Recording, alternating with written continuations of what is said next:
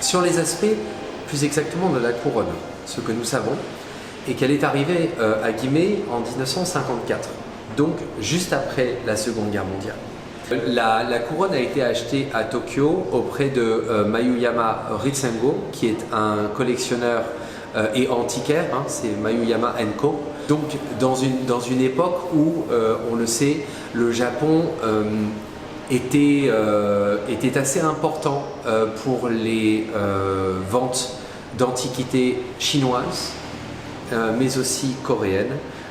notamment dans une période d'après-guerre, et pour reconstituer économiquement le pays, après la défaite de 1945, vendait beaucoup auprès des Américains, mais également, et un peu moins quand même, bien sûr, des Britanniques et des Européens en général.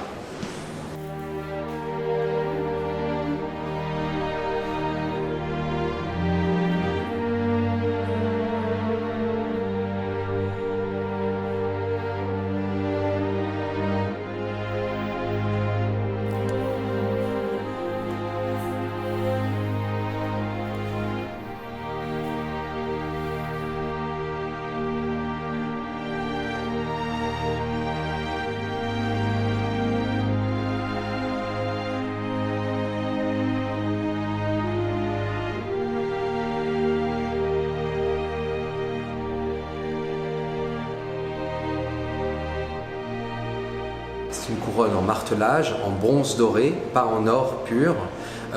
qui lui en fait prend plutôt la forme d'un harnachement, plutôt de cheval, comme on en trouve dans quelques tombes,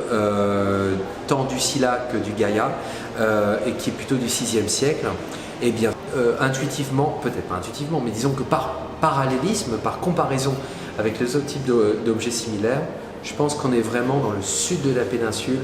et Gaya Centre ou Gaya Sud, donc autour de Gimei. D'imitation royale qui devait exister à cette époque, du VIe siècle, même peut-être début du VIIe siècle, après que le bouddhisme soit devenu une religion majoritaire, et où on continuait à pratiquer en fait la médecine locale avec des rites pré-bouddhiques, et pour lequel la couronne devient une coiffe d'autorité, peut-être de chef, ou peut-être de guérisseur.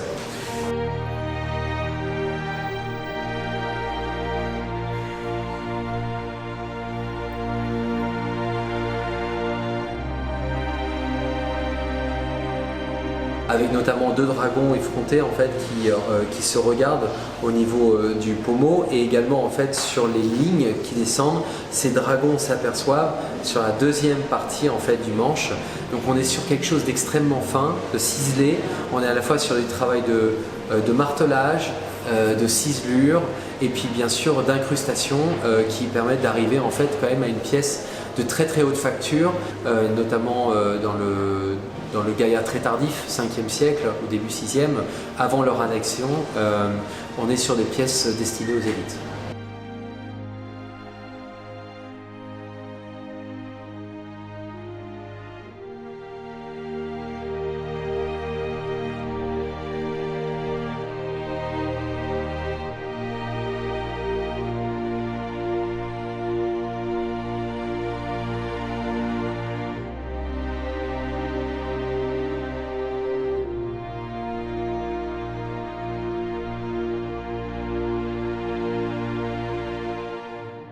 Sont très importantes. En fait, nous avons une collection suffisamment importante pour les présenter dans une vitrine seule et donner plus d'éléments d'information autour de ce qu'est le Kaya en tant que principauté, enfin confédération